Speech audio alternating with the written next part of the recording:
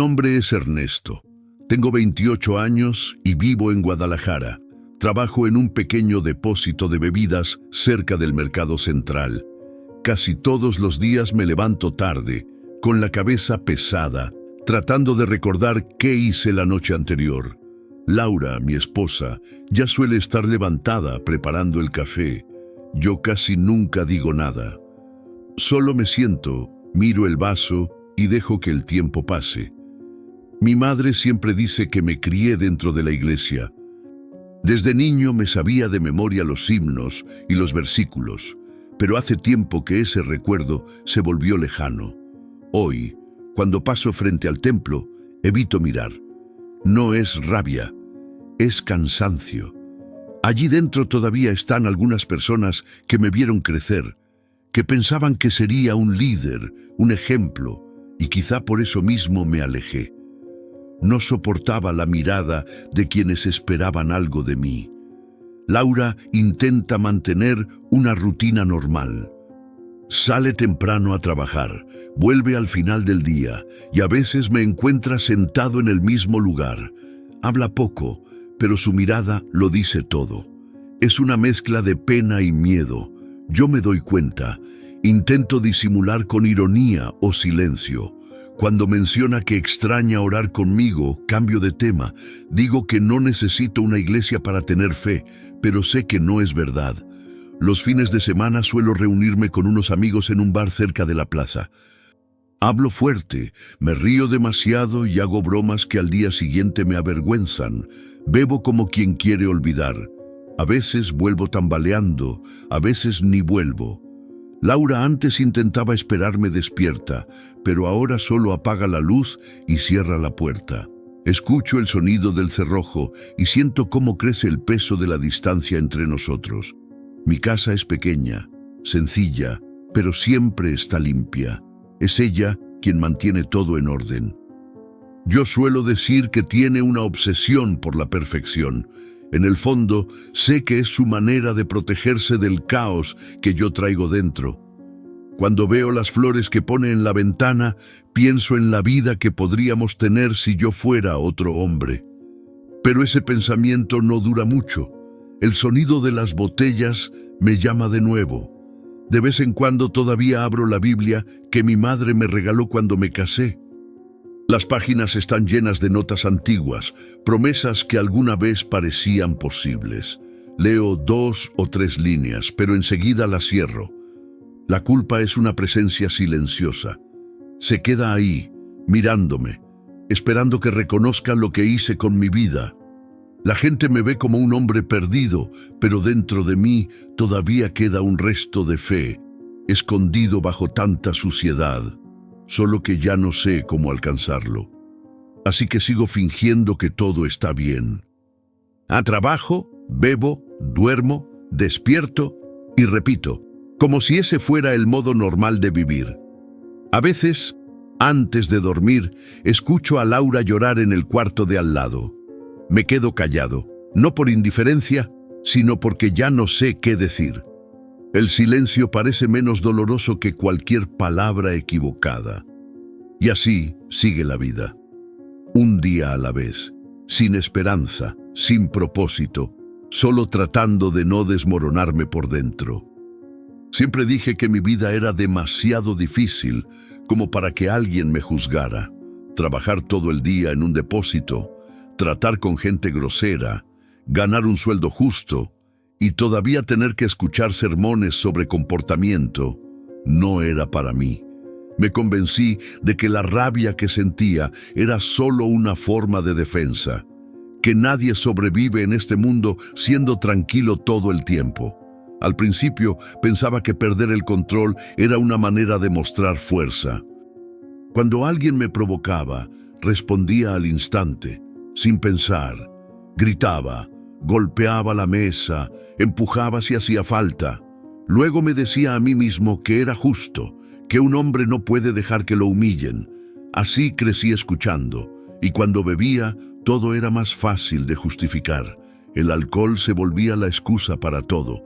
Decía que necesitaba relajarme, que era la única forma de olvidar el peso del día.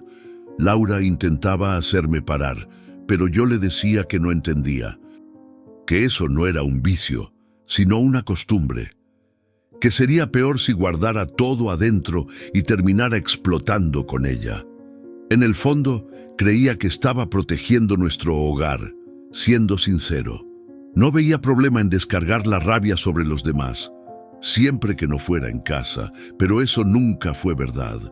Con el tiempo, empecé a creer que el problema estaba en la gente, no en mí, que el mundo estaba lleno de personas falsas, mentirosas, hipócritas, y que yo, al menos, era honesto. Decía lo que pensaba, sin fingir. Repetía eso como un lema. Decía que Dios prefería a alguien auténtico antes que a un falso de iglesia. Sonaba bien, y yo lo creía. En la calle, la gente me evitaba. En el trabajo, bastaba una mala mirada para que empezara una discusión.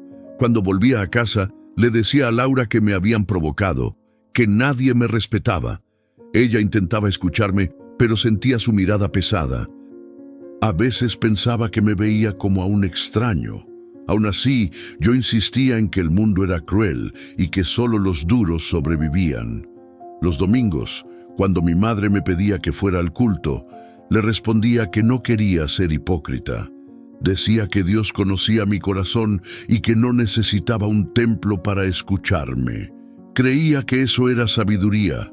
Me repetía que lo importante era ser sincero, aunque eso lastimara a los demás. Confundía sinceridad con brutalidad, y a eso lo llamaba autenticidad. No veía maldad en eso. Creía que estaba siendo justo, que mi ira era una forma de defender lo correcto, y que mi franqueza era valentía. No me daba cuenta de que detrás de esas palabras había orgullo, heridas y un corazón endurecido. Para mí, ser firme era ser fuerte y pedir perdón era cosa de débiles. Vivía en paz con esa idea.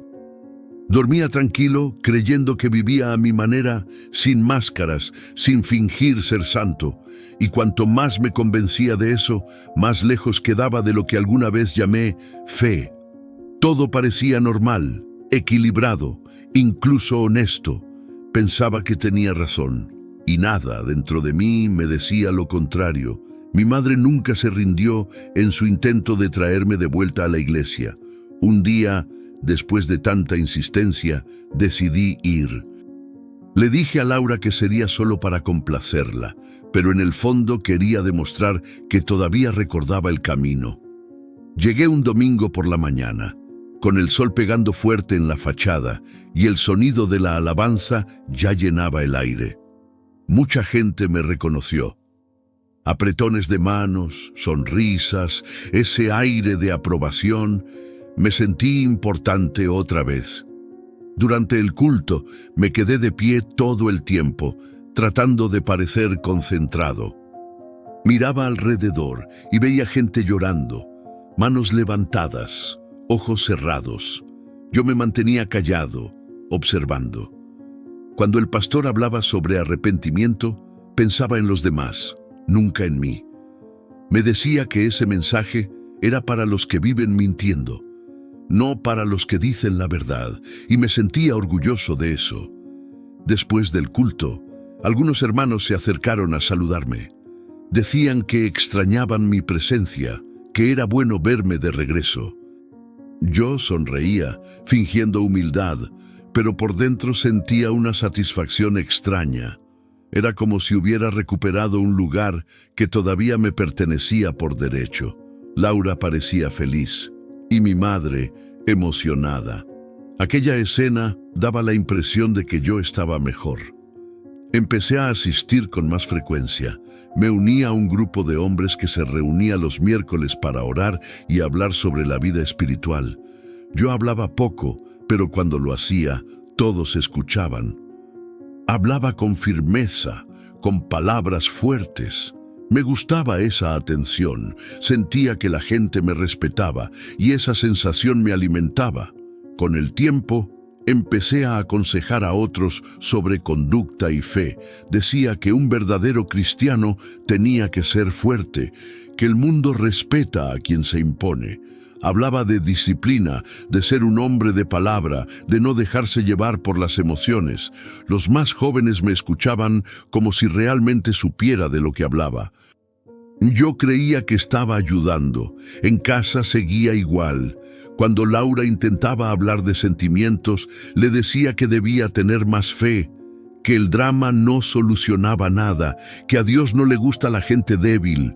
Lo decía mirando al frente, como si fuera una verdad absoluta. A veces ella lloraba, pero yo le decía que era demasiado sensible.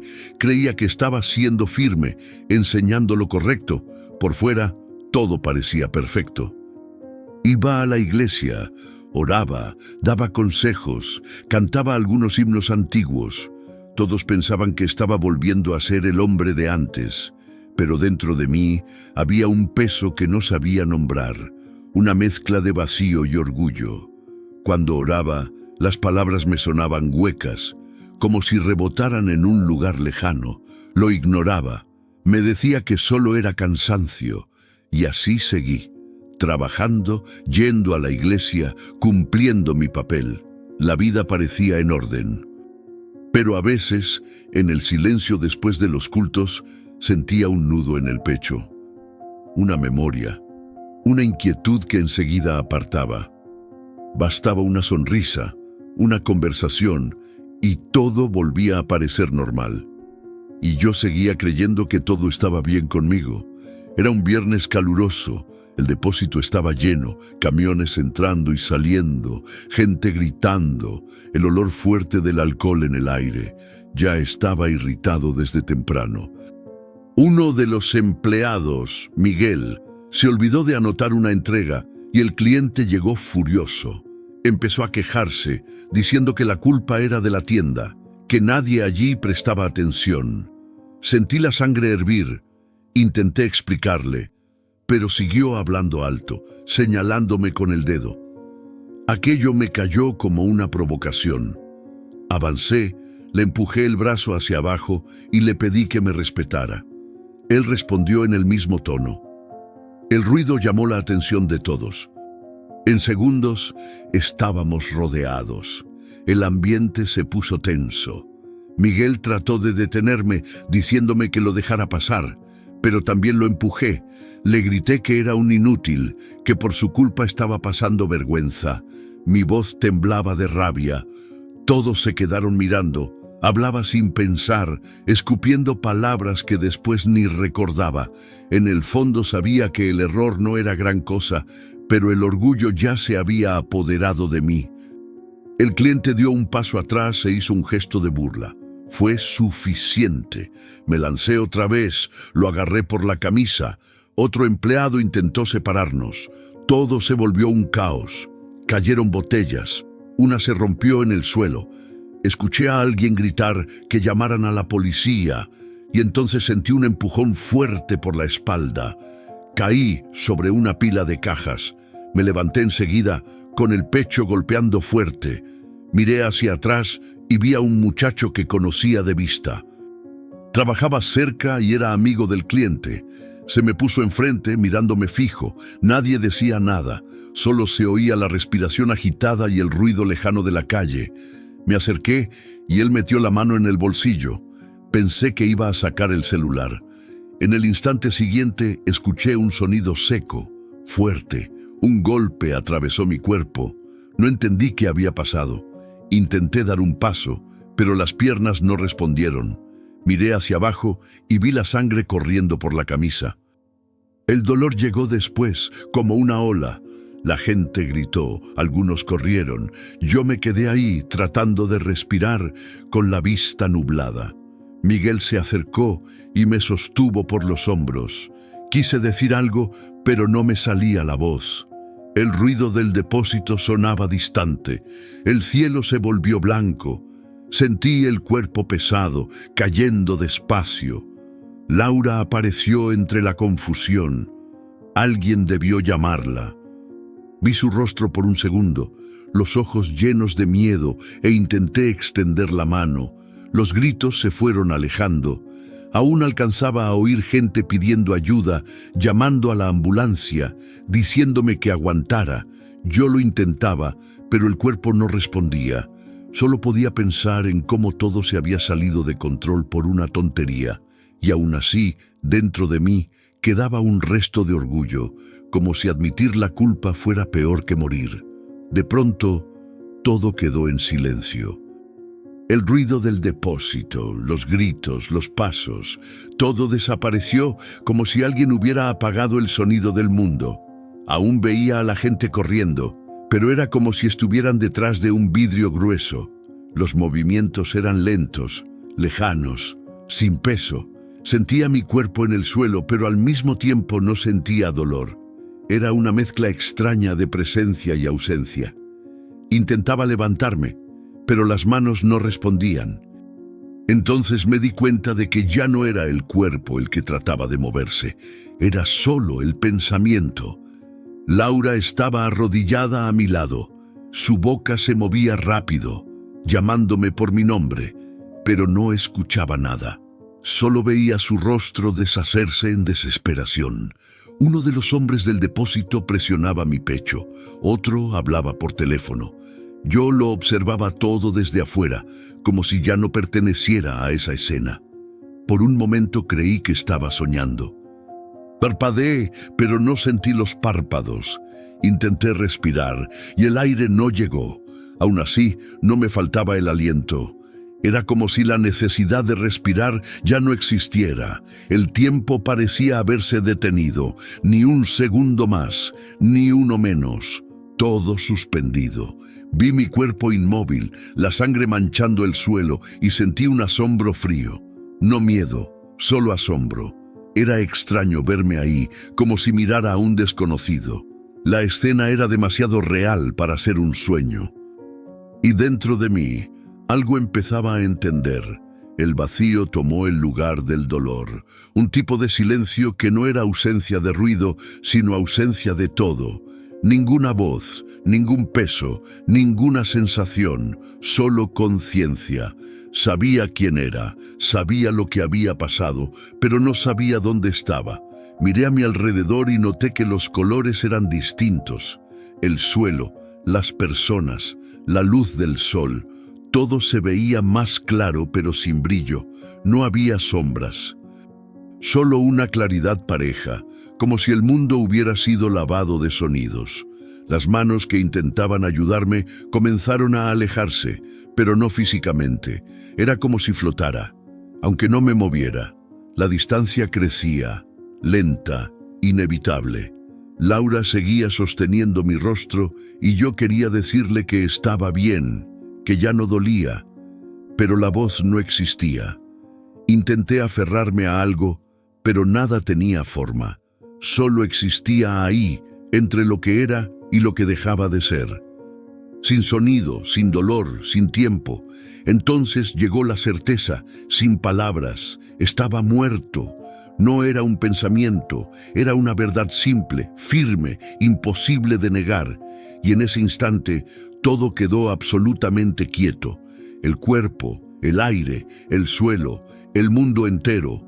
Nada se movía, solo existía yo, dentro de un silencio que parecía no tener fin.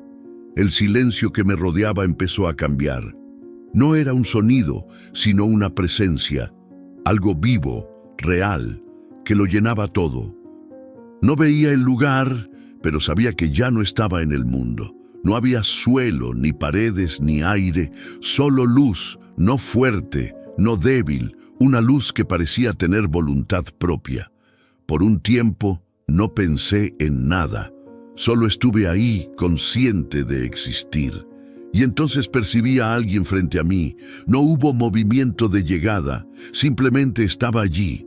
Jesús. No necesité que nadie me lo dijera. Lo sabía. Era un saber que venía de adentro, como si mi alma lo reconociera antes que mis ojos. No había brillo cegador ni sonido grandioso. Solo presencia. Estaba de pie, a una distancia que no se puede medir. Lo miré y sentí algo que nunca había sentido. Amor y temor al mismo tiempo. Un amor que me dejaba completamente expuesto y a la vez no me condenaba. Un temor que no nacía del miedo, sino de la claridad. Estaba frente a la verdad. Intenté apartar la mirada, pero no pude. Su mirada me atravesaba. No dolía, pero quemaba todo lo falso en mí.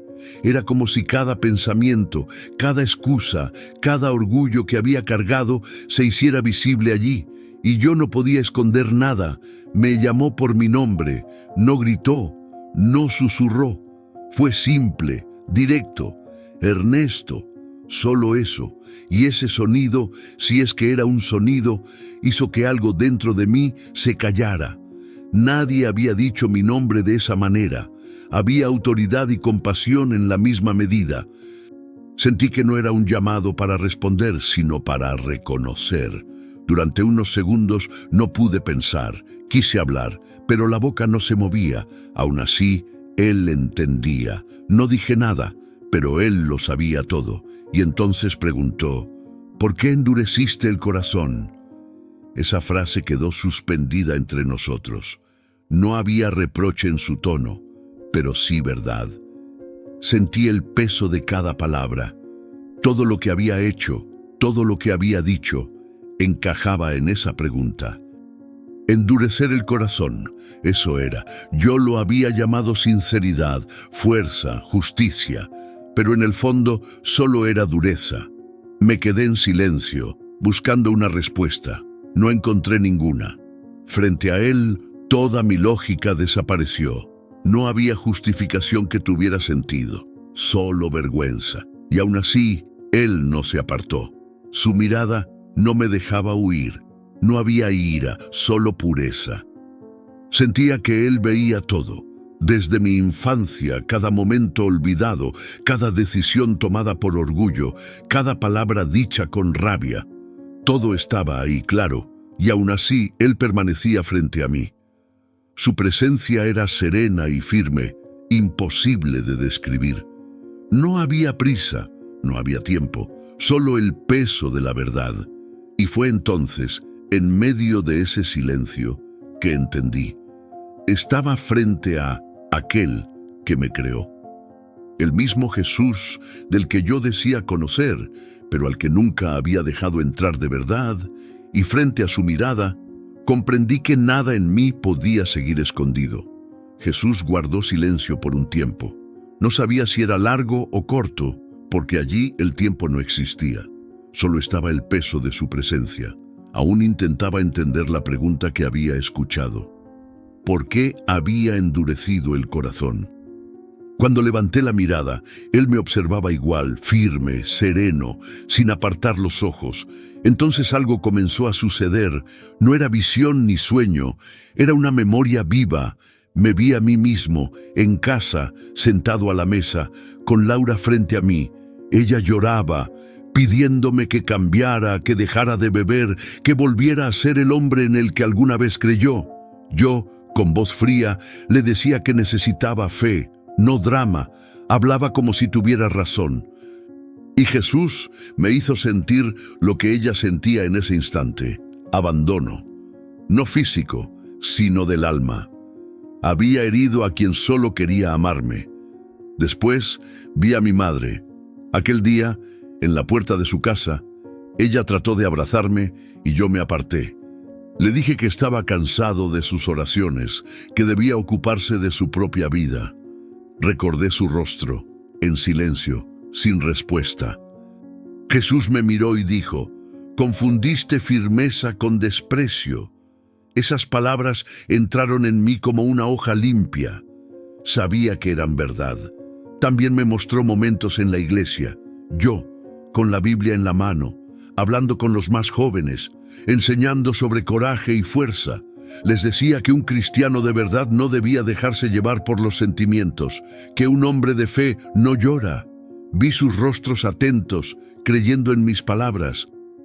Y entonces Jesús dijo: «Enseñaste el miedo como si fuera fe». Sentí el peso de esas palabras. Entendí que mi dureza no era virtud, era orgullo. Llamaba sinceridad a lo que, en realidad, era falta de compasión. Cada vez que usé la verdad para herir, creí estar sirviendo a Dios. Y Él me mostró el resultado: gente alejada, lastimada, desanimada. Personas a las que critiqué, que dejaron de buscar porque escucharon de mí que no eran lo bastante fuertes. Vi también a Laura, arrodillada sola, orando por mí incluso después de todo. Pedí a Dios que me diera paz. Y Jesús dijo, hablabas de fe, pero no confiabas en nadie, ni en mí. Fue entonces cuando comprendí que la ira, el orgullo, la falta de perdón, todo venía del mismo lugar, de un corazón cerrado, endurecido, que no quería rendirse. Yo pensaba que tenía razón, que ser firme era ser fiel. Pero ante Él, vi que mi justicia no era más que una forma de esconder miedo y dolor. Ya no pude sostener su mirada. No había defensa posible. Él no me acusaba, solo me mostraba, y lo que me mostraba era puro, imposible de negar. Sentí el peso de lo que había hecho, no solo en los demás, sino en mí mismo. Me había alejado de la gracia creyendo que la merecía. El pecado no se veía porque yo lo llamaba virtud. Y por primera vez vi cómo eso me había destruido por dentro y cómo arrastré a otros conmigo. Me quedé en silencio frente a Él. Todo dentro de mí estaba desnudo. No quedaba defensa, ni orgullo, ni palabras, solo vergüenza y la certeza de que nada en mí merecía continuar. Esperaba escuchar una sentencia, pero lo que vino fue distinto. Jesús me miró igual, firme, sereno, y dijo, Ernesto, no te mostré esto para condenarte. Te lo mostré para sanarte. Esas palabras me quebraron. Sentí algo disolverse por dentro. La dureza que siempre me protegió empezó a rendirse. Por primera vez quise llorar, pero allí el llanto no era sonido ni lágrima. Era una entrega. Todo lo que había retenido por años, rabia, miedo, orgullo, comenzó a caer. Él se acercó. No se podía medir la distancia, pero su presencia lo llenaba todo. Y entonces dijo, viviste defendiendo la verdad, pero sin amor. Y sin amor, la verdad hiere. Vuelve y cuenta lo que viste, muestra lo que hace el orgullo cuando se disfraza de razón. Intenté responder, pero no había voz, solo el deseo de decir que no era digno. Él lo sabía y dijo, yo sé quién eres, aún así te elijo para advertir a los demás. La misericordia no es para quien la merece, sino para quien la reconoce. Esas palabras quedaron grabadas dentro de mí, no como recuerdo, sino como sello. Entendí que Él no me enviaba de regreso para mostrarme ni para probar que fui perdonado. Era para servir, para contar lo que sucede cuando el corazón se endurece y aún así se llama justo. Lo miré y quise quedarme. No había dolor, ni miedo, ni peso, solo paz. Pero en su mirada había decisión, no severa, pero sí clara, y comprendí que no tenía elección. Su voluntad era vida, la mía, nada. Entonces sentí que algo cambiaba. Su presencia seguía allí, pero la distancia empezaba a crecer.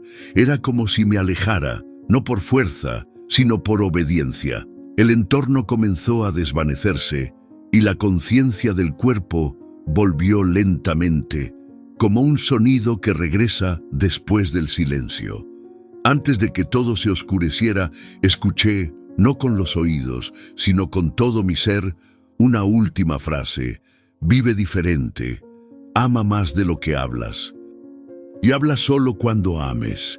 Esas palabras quedaron marcadas en mí como una huella que no se borra. Sentí el peso volver, el peso de la carne, el ruido del mundo, el aire entrando con dificultad. Abrí los ojos y el dolor regresó con ellos. Gente gritando, luces, manos intentando levantarme. Había vuelto.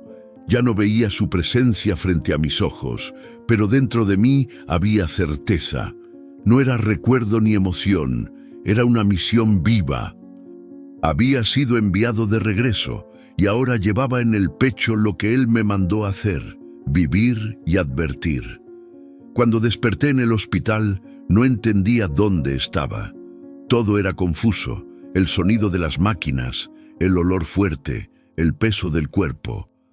Laura estaba allí, sentada a mi lado, con la mirada cansada y asustada. Cuando me vio abrir los ojos, lloró. Intenté hablar, pero no me salía la voz. Solo pude tomarle la mano. Fue en ese contacto que entendí lo que significaba estar vivo. Los días siguientes fueron lentos. Apenas podía moverme. Los médicos entraban y salían. Mi madre oraba en voz baja en un rincón. Los amigos aparecían, unos por compasión, otros por curiosidad. Nadie sabía lo que había visto. Yo tampoco sabía cómo explicarlo. Parecía imposible poner en palabras lo que había sucedido. Solo sabía que nada dentro de mí seguía igual. Cuando volví a casa, todo parecía más pequeño, más frágil. La misma mesa, el mismo sofá, el mismo cuarto, pero había algo distinto. Miraba a Laura y veía a alguien que no merecía. Le pedí perdón, simple, directo, sin justificar nada. Le dije que había sido duro, injusto, y que no quería seguir viviendo así. Ella no respondió en el momento. Solo me miró con desconfianza. Lo entendí. Las palabras ya no bastaban. En los días siguientes, empecé a cambiar cosas pequeñas. Dejé de beber, no por fuerza, sino por rechazo. La botella que antes me llamaba ahora me daba vergüenza. Volví al trabajo, pero con otro ritmo. Evitaba las discusiones. Cuando alguien me provocaba, respiraba hondo y recordaba las palabras que escuché. Ama más de lo que hablas. Fui a ver a mi madre. Abrió la puerta despacio, como quien no sabe si puede creer. Cuando me vio, me abrazó sin decir nada. Le pedí perdón por todo lo que le dije, por todo lo que ignoré. Ella lloró y dijo que siempre supo que Dios me traería de vuelta. No respondí, solo lloré con ella. También volví a la iglesia. Entré por la puerta de atrás, sin avisar a nadie. Me senté en el último banco, en silencio. El pastor me vio y me saludó con la mano. Algunos hermanos se acercaron, sorprendidos. No quise hablar, ni contar lo que viví. Solo quise escuchar.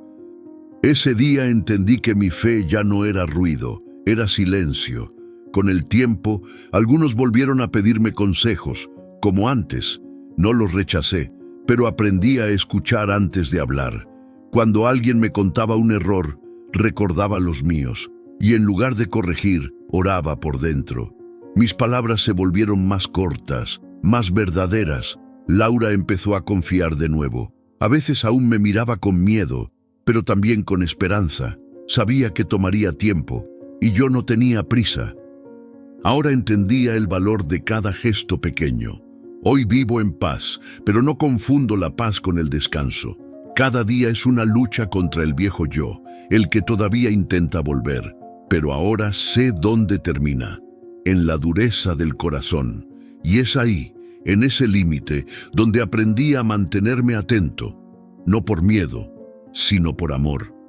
Hace tiempo que volví a la vida, pero hasta hoy siento que una parte de mí se quedó allá, en ese lugar donde el tiempo no existe. No porque quiera regresar, sino porque fue allí donde por fin entendí lo que significa vivir de verdad. No es fuerza, ni éxito, ni apariencia. Es tener el corazón quebrantado, rendido, vivo.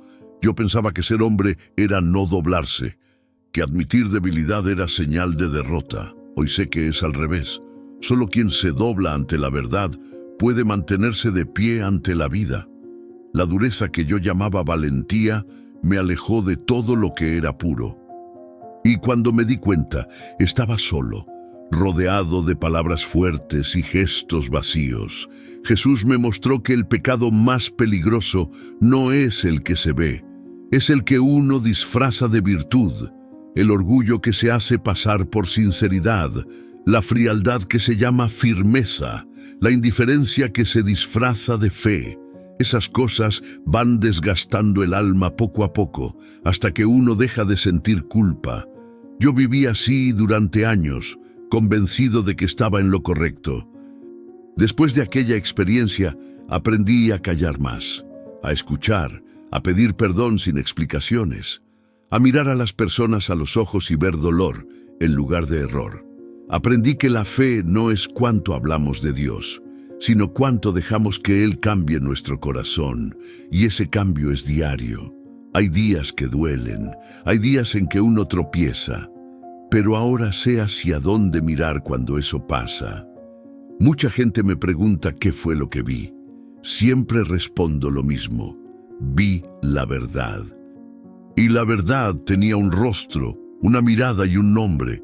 Él me llamó por mi nombre cuando nadie más lo hacía, y me dio vida cuando solo merecía silencio. Hoy hablo de Él porque ya no puedo quedarme callado, no para impresionar, sino para recordar que todavía hay tiempo para cambiar, que nadie está demasiado lejos, que el perdón es real, que el amor de Cristo no es para quien acierta, sino para quien se rinde. Si me estás escuchando ahora, piensa un momento. ¿Cómo está tu corazón? ¿Todavía endurecido, escondido detrás de buenas intenciones? Yo sé cómo se siente. Yo viví así, y casi lo pierdo todo creyendo que estaba siendo fiel. ¿Crees en Jesús? Escribe tu nombre en los comentarios si también crees que Él todavía nos habla, y dime desde dónde me estás viendo, para saber hasta dónde ha llegado este mensaje. No se trata de religión, se trata del corazón, de lo que hacemos con la verdad cuando ella nos encuentra.